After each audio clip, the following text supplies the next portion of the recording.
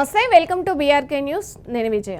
మహాశివరాత్రి రోజున ఒక మహిళ వినూత్నంగా పూజలు చేసింది. భర్తను మెడ వరకు నేలలో పూడ్చిపెట్టింది. ఆ తర్వాత శివలింగం మాదిరిగా భర్త తలపై పూలు పాలతో అభిషేకం చేసింది. ఇక విషయంలోకి వెళ్తే మహాశివరాత్రి రోజున ఒక మహిళ వినూత్నంగా పూజలు చేసింది.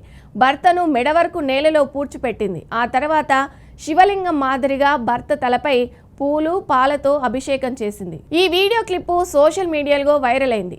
మహాశివరాత్రి సందర్భంగా ఒక మహిళ తన భర్త తలను శివలింగంగా మార్చింది. అతన్ని మెడ వరకు నేలలో పూడ్చిపెట్టింది. భర్త తలను శివలింగంగా భావించింది. పూలతో పూజించింది. పాలతో అభిషేకం చేసింది.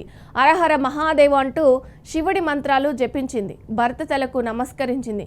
కాగా ఈ వీడియో క్లిప్పు సోషల్ మీడియాలో వైరల్ అయింది. దీంతో నెటిజన్లు భిన్నంగా స్పందించారు. కొందరు ఫన్నీగా కామెంట్లు చేశారు.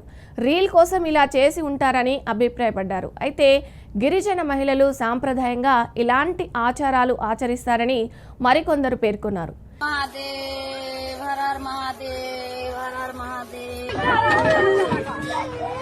ఇక మరోపక్క పరిహారం చెల్లించాకే రోడ్డు పనులు చేసుకోవాలన్న ఇద్దరు మహిళలను కాంట్రాక్టర్ గూండాలు సజీవంగా పూడ్చిపెట్టే ప్రయత్నం చేయడం సంచలనం రేపింది.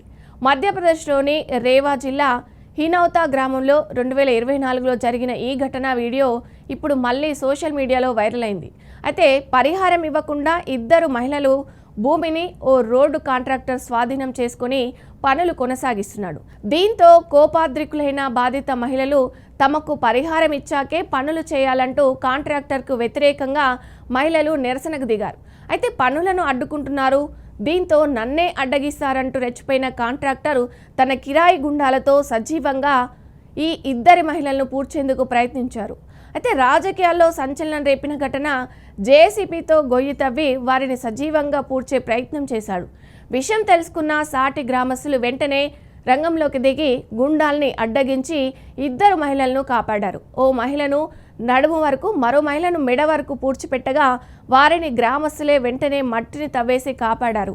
అప్పట్లో మధ్యప్రదేశ్ రాజకీయాల్లో సంచలనం రేపిన ఈ ఘటనలో నిందితులను పోలీసులు అరెస్ట్ చేశారు. రాష్ట్ర ప్రభుత్వానికి ఈ ఘటన రాజకీయంగా ప్రతికూలతను తెచ్చిపెట్టింది. జాతీయ మహిళా కమిషన్ ఈ ఘటనను సీరియస్గా తీసుకొని చర్యలకు ఆదేశించింది. మహాదేవ్ హర హర మహాదేవ్ హర హర మహాదేవ్.